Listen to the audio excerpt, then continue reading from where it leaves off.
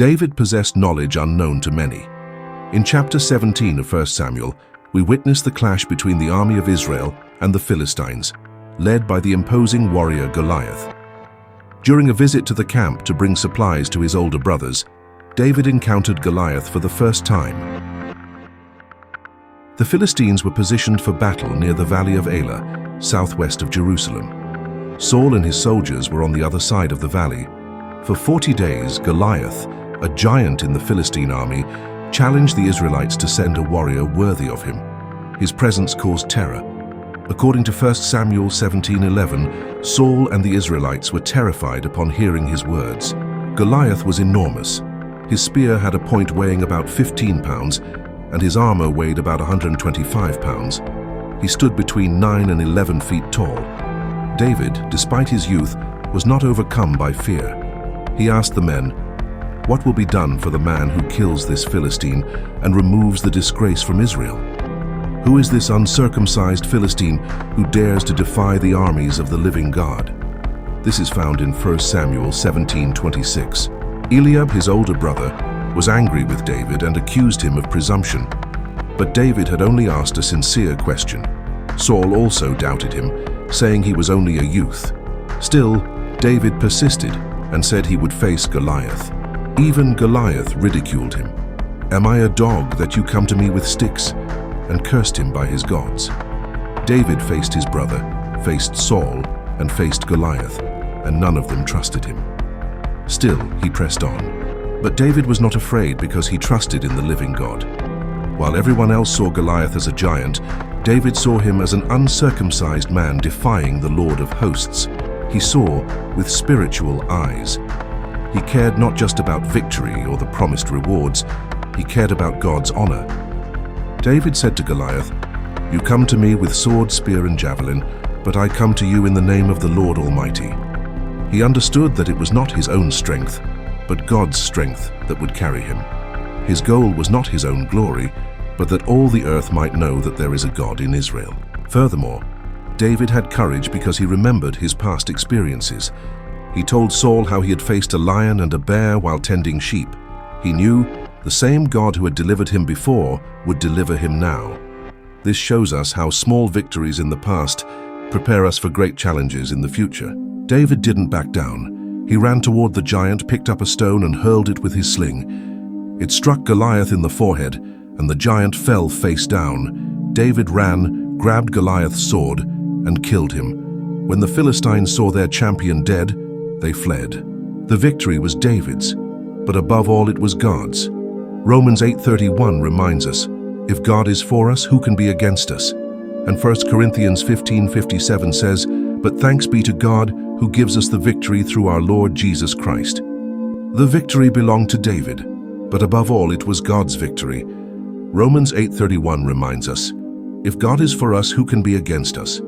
And 1 Corinthians 15:57 declares, "But thanks be to God who gives us the victory through our Lord Jesus Christ." Courage is standing firm when everyone else wants to run. It means speaking up when others stay silent, acting even when afraid. Everyone feels fear at some point, but true courage is moving forward anyway, doing what is right. Acts 24:25 tells how Felix was terrified when he heard about righteousness and the coming judgment. And Revelation 21:8 warns that the cowardly will not inherit the kingdom. That's why we need the kind of courage that comes from God. When we read Paul's instructions to Timothy, we see the need for boldness, to speak the truth even when it's unpopular. Many prefer to hear myths rather than sound doctrine, but we must remain firm. Matthew 10:27 says, "What I tell you in the dark, speak in the light. What is whispered in your ear, proclaim on the rooftops." In a world that pressures us to stay silent, being courageous means boldly testifying our faith. Being brave doesn't mean we never feel afraid.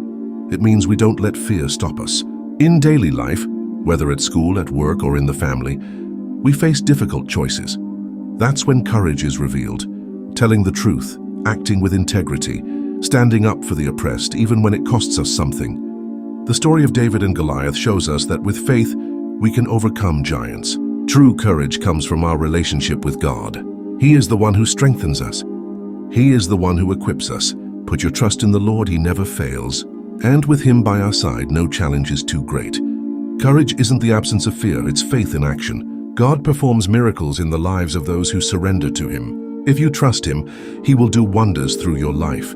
Believe in His sovereignty, trust in His plans, and walk by faith even when things seem hard or uncertain. When we read Paul's warnings, especially to his young disciple Timothy, we see how essential courage is. Many people live seeking the approval of others, and at the first sign of rejection, a harsh look, a sarcastic comment, a hurtful word, they lose heart and choose silence.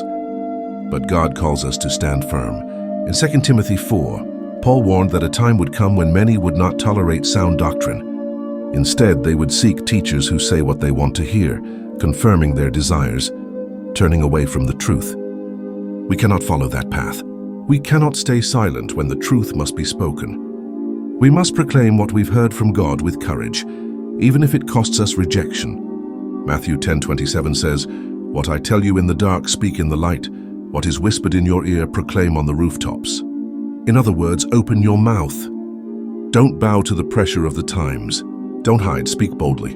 The need for courage is even greater in a world that constantly tries to mold us. Amid rejection, criticism, and mockery, remaining faithful to the faith is a powerful testimony. Courage isn't just about facing giants like David. It's also about doing what's right in the small decisions of everyday life. Speaking the truth, being honest, defending the weak, even if it costs your reputation. The story of David and Goliath teaches us that true strength comes from trusting God, not ourselves. With faith, we can bring down any giant. And that doesn't mean we won't feel fear. It means we won't let fear control us. The bravery David showed wasn't born from confidence in himself, but from his faith in the Lord. And that same faith sustains us through hard times. When we trust in God, He gives us courage, direction, and strength to keep going. So remember, with God on our side, no battle is lost. No challenge is too great.